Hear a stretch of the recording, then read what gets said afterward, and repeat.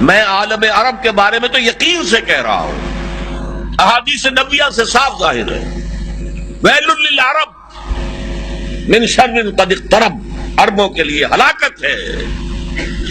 حدیث میں آتا ہے کہ ایک شخص کے 100 بیٹے ہوں گے تو 99 مر جائیں گے، ایک بچے گا۔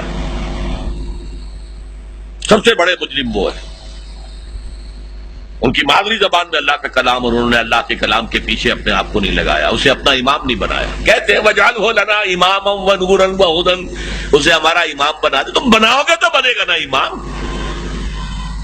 بنانے کو تیاری تھی، دعائیں مانگ رہے ہیں بڑی لمبی لمبی، ایک ایک گھنٹے کی دعا جو ہے حرمین کے اندر مانگی جا رہی ہے، تراویح کے بعد اور ختم قرآن کے بعد۔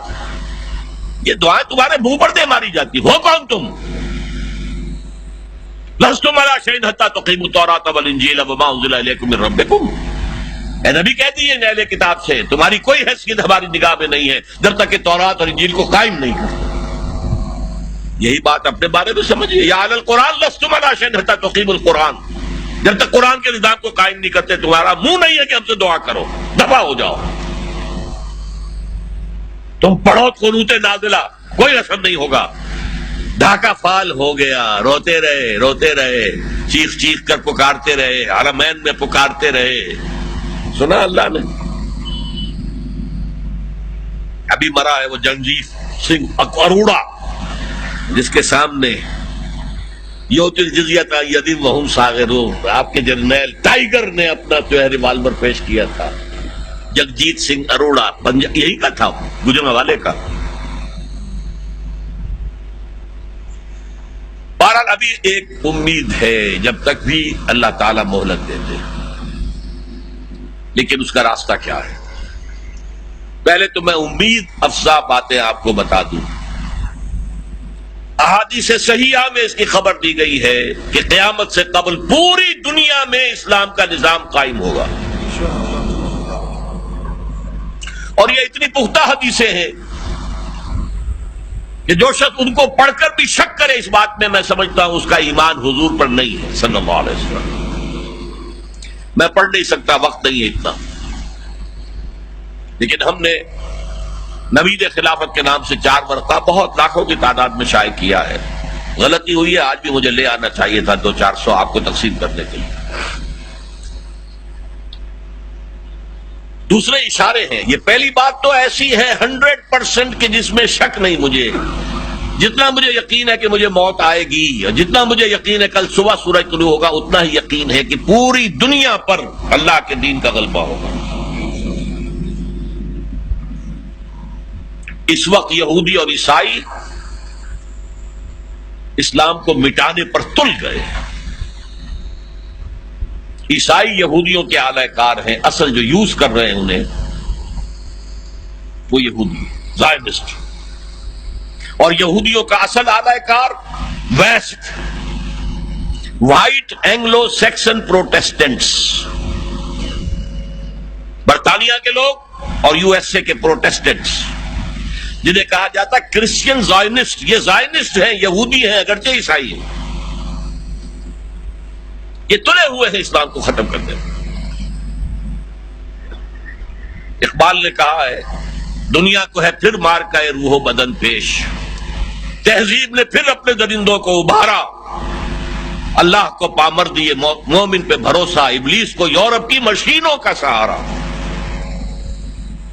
وہ مقابلہ آنے والا ہے، اور اس میں آخری غلبہ اسلام کو ہوگا۔ اس کے لیے پہلے کسی عرب سے مشرقی علاقے کے اندر نظام خلافت قائم ہوگا۔ حضور کی یہ حدیث بھی ہے کہ مجھے ہندوستان کی طرف سے ٹھنڈی ہوا آ رہی ہے۔ اقبال نے کہا میرے عرب کو آئی ٹھنڈی ہوا جہاں سے، میرا وطن وہی ہے، میرا وطن وہی ہے۔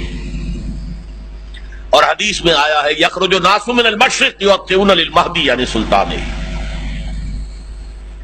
کسی مشرقی ملک میں اسلام کا نظام قائم ہوگا اور وہاں سے فوجیں آئیں گی جو عرب میں حضرت مہدی کی حکومت قائم کریں گے۔ حضرت مہدی کا ظہور تو وہی ہوگا عرب میں۔ لیکن عرب کھوکھلے ہو چکے، عیاشیوں کی وجہ سے ختم ہو چکے، ان میں دم نہیں ہے۔ فوجیں جائیں گی کسی مشرقی، اب مشرق میں کون ہے؟ ایران ہے، وہ خلافت کا قائل ہی نہیں، وہ تو امامت کے قائل ہیں۔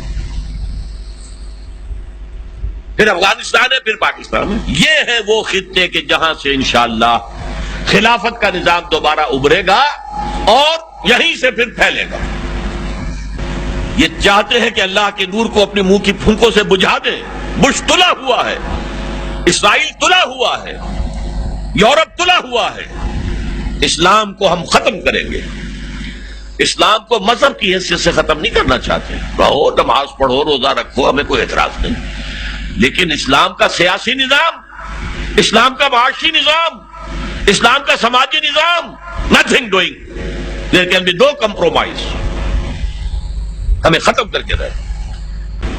الیکشن کے ذریعے سے نہیں ہوگی، حضور الیکشن کے ذریعے سے حکومت نہیں بنا سکتے تھے، بلکہ آیت اللہ خمینی الیکشن کے ذریعے سے قیامت تک ایران کے اندر وہ حکومت نہیں بنا سکتا تھا۔ وہ انقلاب ہوتا ہے، جانے دینی پڑتی ہے، اس کے بغیر نہیں۔